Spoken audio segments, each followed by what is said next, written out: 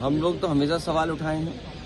हमारा पुराना track record उठा दीजिए, हमेशा सवाल खड़े किए हैं। और फिर इतनी बेईमानी, आप रिवॉल्वर से आप वोटर को घर से बाहर नहीं निकलने देंगे। क्या रामपुर का चुनाव आपको याद नहीं है? किसी वोटर को घर से बाहर नहीं निकलने दिया। मीरापुर का चुनाव आप भूल जाएंगे, जहां पर रिवॉल्वर लगा करके लोग खड़े हो गए।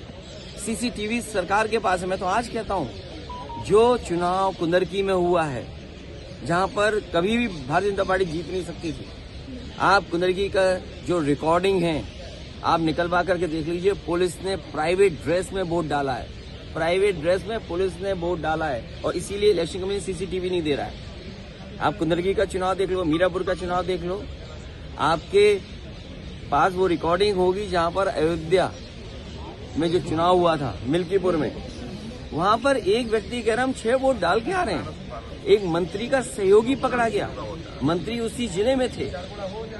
आप क्या इलेक्शन कमीशन के बारे में हम बोले आपको?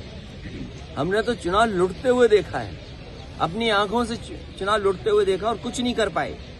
तो इससे लोकतंत्र मजबूत नहीं होगा। अगर हमने देखा तो जनता ने भी देखा। आप मीरापुर की जनता से पूछ के आइए, कुंदरकी की जनता से पूछ के आइए, अयोध्या की जनता की पूछ के आइए। आप अम्बेडकर नगर में वो कटहरी, वो भी सांसद हैं, उनके परिवार की पत्नी चुनाव लड़ रही थी, वहां के जिलाधिकारी ने कहा चुनाव लड़ाएंगे।